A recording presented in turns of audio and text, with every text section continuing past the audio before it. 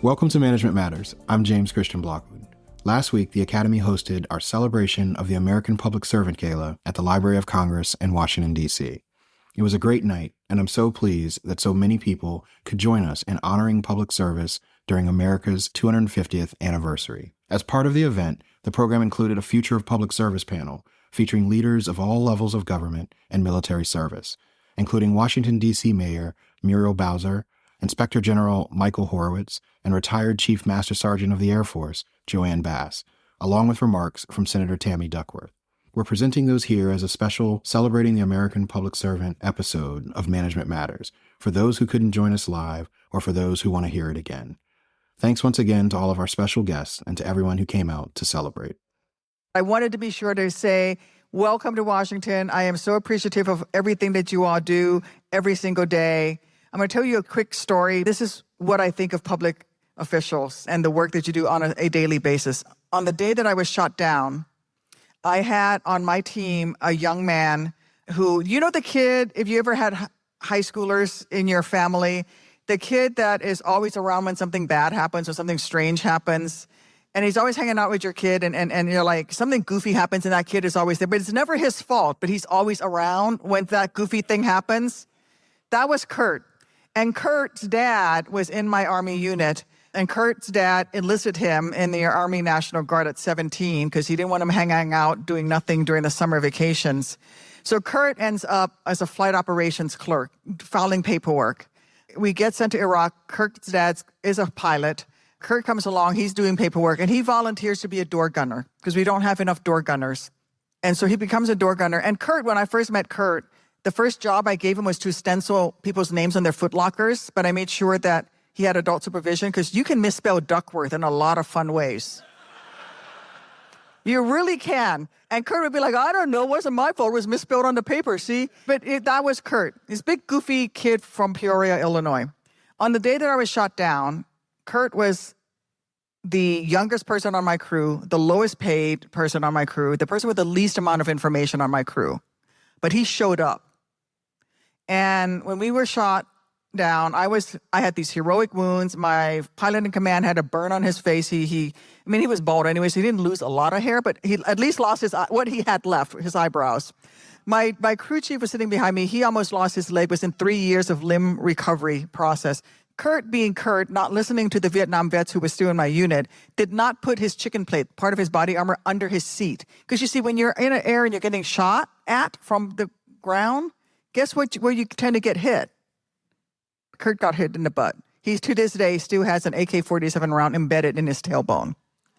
So, of course, he's bleeding. He can't put a tourniquet on yourself because, when you're shot in the butt, you really can't put a tourniquet on. I'm like being carried to safety. Everybody's getting to the rescue bird. But Kurt does something that I think is one of the most heroic things that you can do, which is he took his door gun, bleeding, scared, not sure what he was doing, going into shock. He walked towards the bad guys. We landed 300 yards from where the bad guys were jumping into the pickup trucks, headed our way. And he stood the perimeter, and he stood his ground. And later on, I said, Kurt, dude, why didn't you just run for the rescue bird and jump in the bird and get going? And he just said, I wasn't sure what I was doing. My weapon jammed, and I unjammed it. And of course, the bullet went this way. And I thought, I'm going to need that one. But I didn't know whether I should go back and grab the round or whether I should keep walking towards where the bad guys were headed towards us. But I just decided that other soldiers were going to stand a perimeter in other battles, and they had stood the perimeter before me, and they had stood the perimeter, and there would be other perimeters to stand after me. But on that day, in that field, I just decided they weren't going to get through me. And I think about what you all do. And what you all do is stand the perimeter. You show up every day. You're not in your roles for the glamour or the money. Unless there's glamour and money in your positions, there is not the glamour and the money. You're there to fulfill a public need. You are there to serve your communities. You are there to stand that ground and ensure that whatever it is that needs to be, whatever code, whatever standards, whatever needs to be met is met. And that is what I think about how you all serve. And that's why I wanted to be here. I just wanted to come out and say that I see you and I see what you do. And even on the days when it sucks, and maybe you don't want to go to work that day and there's a budget meeting or there's a report that's due or there's an argument that is stupid and why are we having this? I want you to know that I see you and I see what you do and I appreciate you because there were other people before you who stood that perimeter and served your community, and there'll be other officials after you who will do what you do. But today, in your role, it's you. And you're there to protect your community. So thank you for what you do. And I just want to say thank you. And I wanted to be able to say that. Thank you, everyone. I'm really excited for this panel with such esteemed leaders at the federal, local level, as well as in the military, with such different career paths. I did want to just make one comment for those of you who I'm sure are wondering, and certainly for my 3 kids, the senator said duck when she gave her remarks. So, Mayor Bowser, I'd like to start with you. We're in a beautiful building here in your city, yes, at the heart of the nation's capital, and it feels only fitting to begin this conversation with you. I want to talk about why you serve. Given the intense pressures of leading the nation's capital, what core civic mission anchors you when local governing gets tough? Thank you for that question. And yes, we are proud to be the nation's capital, home of 700,000 tax-paying Americans who just in the building, I don't know which way we are now, that way, have no representation in Congress. Not a voting member,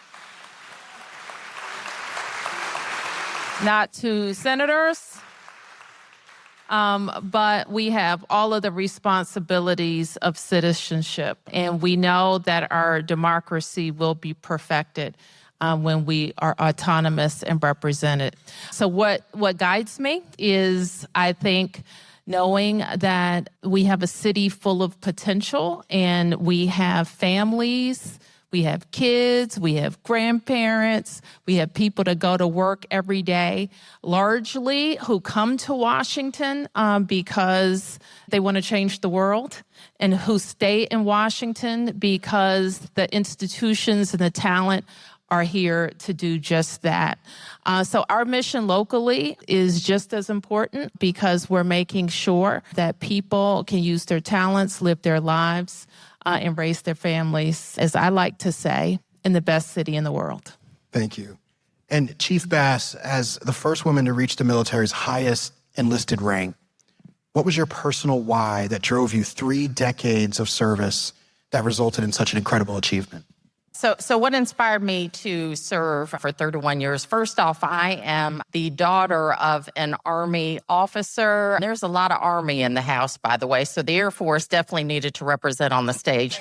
But I'm the daughter of an Army officer. I grew up seeing nothing but service lived out. And so as an Army brat, just like most Army service members, they send their kids to join the Air Force. And so,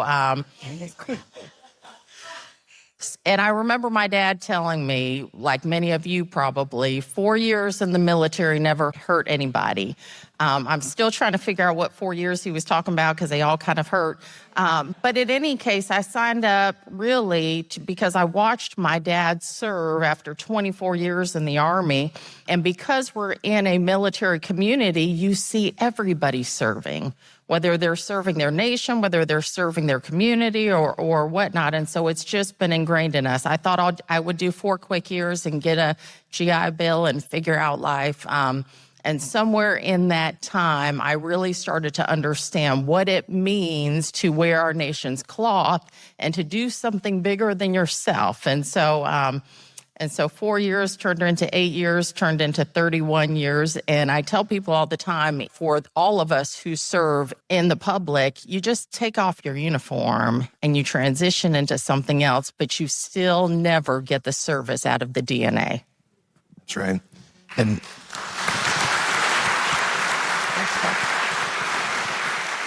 my father served in the Air Force, and so I saw firsthand what service looks like, and you represent every bit of what I saw growing up, so thank you. Michael, you've spent decades in independent oversight, working on some of the most consequential, highly publicized, and often politicized issues.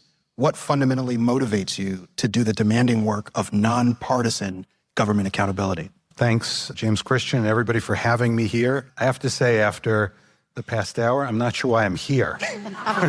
The amazing stories that everybody just gave. You know, one of the things that got me into public service was realizing all four of my grandparents immigrated to this country 100 plus years ago, came here with nothing and fled persecution, and the country took them in. And to think I had an opportunity just 60 or 70 years after that, in the 1980s, to serve the public and to give back to the community is what motivated me. And having been a lawyer, or being a lawyer, really what struck me, rule of law and being able to give back to the community through my work as a lawyer. I started out as a prosecutor in New York City in the 1990s. This was right after the worst parts of the crack cocaine epidemic in New York. And I ended up in the public corruption unit in our U.S. Attorney's Office in Manhattan.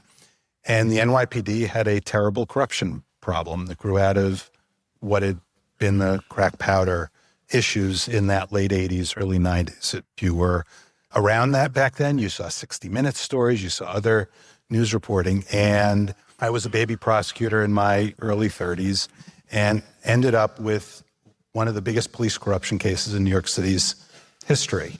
Police officers who were taking payoffs from drug dealers, police officers who were kicking in doors, stealing kilos of cocaine and reselling it on the street, lying in court. And I was pursuing that case with colleagues and obviously with law enforcement, and realized what a difference you could make in government, even someone early in their careers, and enforcing the rule of law, ensuring that the public had the protection they needed. And I'll never forget the situation, because the corruption was focused in among the poorest communities in the city that had been ravaged by the drug trade. And if you're from New York or know New York, it was the area around the George Washington Bridge, heavy Dominican community. And I remember talking to witnesses who were there, including some of the shopkeepers, and they talked about how they had no protection. Who were they going to turn to? They couldn't go to the cops because the cops were working with the drug dealers. And so to have that ability to help clear out a community of corruption and see strong law enforcement put back in and have the people there thrive was what struck me. And then sort of fast forwarding as my career went along, to have an opportunity to go in and do what I'm doing now as Inspector General at the Justice Department, which I care deeply about. That's why I went there initially in my career. And when people ask me, why do you want to be an IG? Everybody hates you as an IG. All you're doing is finding out where wrongdoing occurred, how waste, fraud, and abuse occurred. And I always talk about the Justice Department is the one agency that is named after an ideal in our government. And if you care about justice and you care about the Justice Department, what better job could you have than always doing what's right, speaking truth to power, holding officials accountable, and ensuring that the Justice Department was well run, because it touches every person in this country at every level. So that's what got me back into service. Thank you. And Mayor Bowser, my mother was not a public servant, but I learned a lot about service from her. She would walk in the community and she taught me it was about listening to people and really helping them. I imagine you have come across a number of people in your role. Is there a story that stands out to you? And what did you do to rebuild trust in local government while you were mayor? My mother was a public servant, and so was my father. And it sounds like my colleagues here on the panel did watch my parents and my family give. My father worked for 40 years for the public schools here, and my mother retired as a nurse from St. Elizabeth's Hospital, and she had worked at Veterans Hospital for most of her career. They raised us to believe that faith and family and education was the expectation, and giving back to the city is where it could start. We have a system in D.C. as part of our home rule charter that created an elected office, a volunteer elected office called Advisory Neighborhood Commissions. And my father was in the inaugural class of Advisory Neighborhood Commissioners. So I just watched from his side, passing out flyers and sitting in school cafeterias, listening to meetings, how block by block and issue by issue, a single person, a volunteer, could change a neighborhood. And that has been the inspiration for my journey in public service, not really knowing exactly where I would land. I thought I would run a government agency. And then I realized in a city like ours, getting yourself elected, being one of 13 council members or the elected mayor, would allow you to go from an idea to it being implemented on the street in one budget cycle, sometimes less. And so that is what has inspired my journey. So it could be as consequential as totally transforming our public school system, giving the mayor and the council accountability. And just about 3 weeks ago, Washington, D.C. schools were the #1 district in the nation recovering from COVID in math and reading.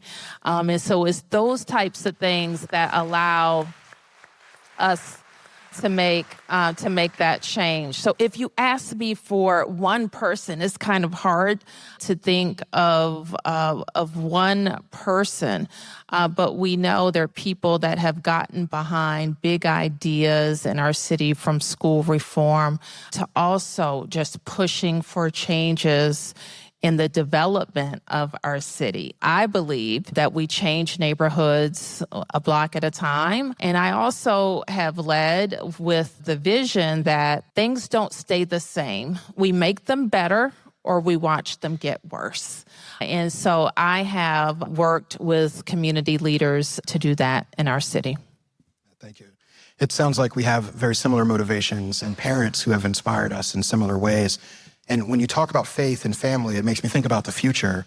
Chief Bass, what is the most critical shift needed to make public service and military service appealing to young people today?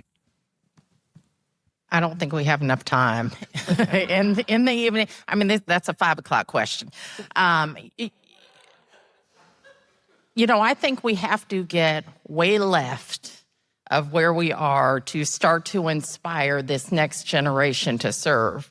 Like we know, we were all inspired by our parents, but I've seen a lot of things in the decades that I've served and the decades that I've been alive where we are at, in my opinion, an inflection point as a nation where we really have to think about the character of who we are. And that starts left.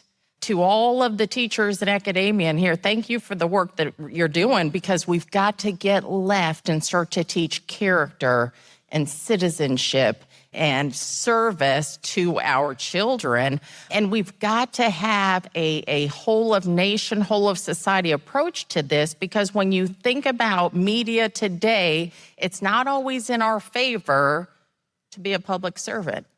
Certainly in the military, when we try to tackle why is it challenging to get folks to want to serve in the military, when's the last time you've actually seen a movie that brings good light to those that serve?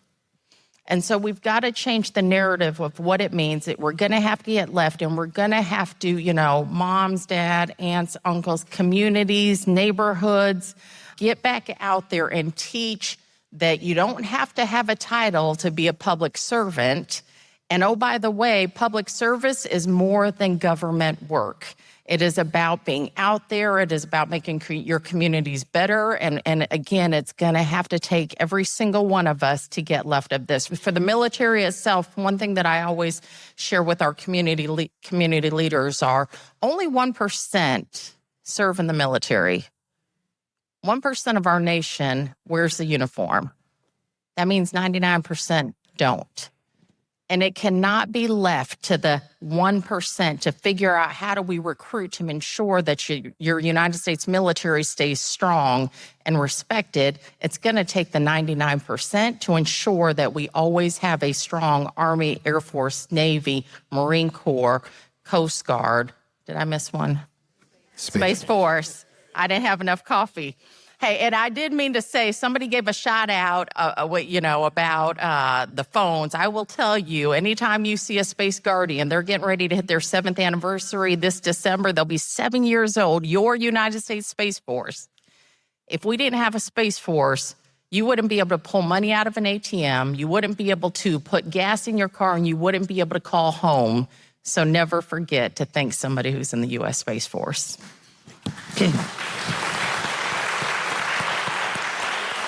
And lastly, I want to ask you all one final question and maybe do a speed round here.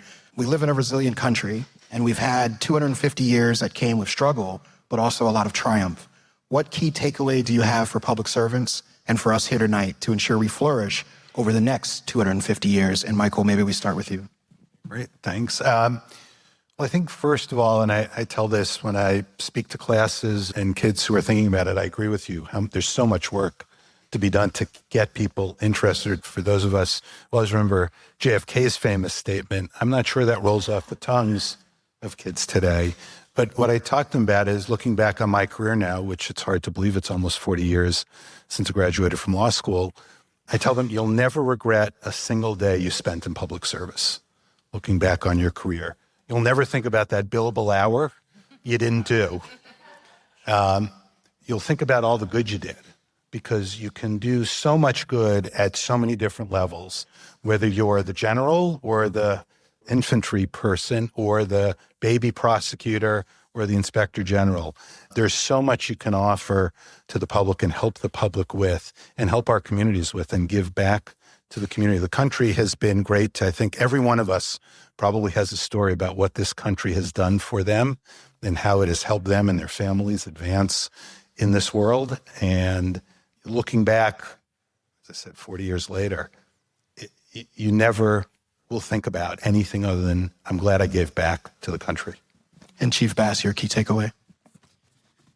We're not short of challenges just across the globe geopolitically. What I would say is that we still live in the best country in the world, and we can never forget that.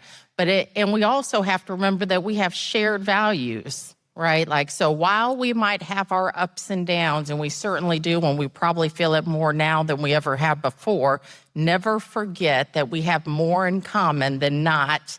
And we are going to have to be persistent optimists and help lead our country through these challenging times. But again, that persistent optimism is we have faith in this next generation and my children, your children, to get us there. Thank you. And Muriel Bowser? I would say, especially for young people, they may not realize that some of the most brilliant thinkers are in public service. They work for the federal government. They work for local governments. They're innovators. They're scientists. They're computer scientists. They're economists. Young people, I find, don't really fully appreciate all the different things that they can do. And so I'll be almost 12-year mayor in January. And still one of the things that excites me the most is recruiting brilliant people to come work for the government. And I have come across so many. And especially as we see more churn, and not that we fully expect it, but I see a lot of movement around the government, a lot of people coming from federal to local to private sector to nonprofit. And we can really see and appreciate that talent. So my key takeaway for young people is to keep exposing them to all of the different type of federal jobs and local jobs, provide them with a lot of internships so that they know all the different ways that they can serve. And that's talking about more like the people who have a so-called white-collar job. But then we have all the other jobs that I'm hiring for right now, like joining the Metropolitan Police Department or a fire department, or making sure we have high-quality teachers, and being willing to expose young people to what careers look like. I think about our military and service to the military. Too few of our young people even have the opportunity to go into our academies. And it's a wonderful opportunity to have an incredible education and a pathway to service. And that's one thing we have tried to increase exposure to and get young people involved. So my takeaway is expose young people. They don't know what they're missing. Thank you so much. And 4 years in the military never hurt anybody. I'm confident with all your continued leadership, we'll have bright future ahead. I really want to thank all of you for being here. And please, everyone, let's give them a round of applause again.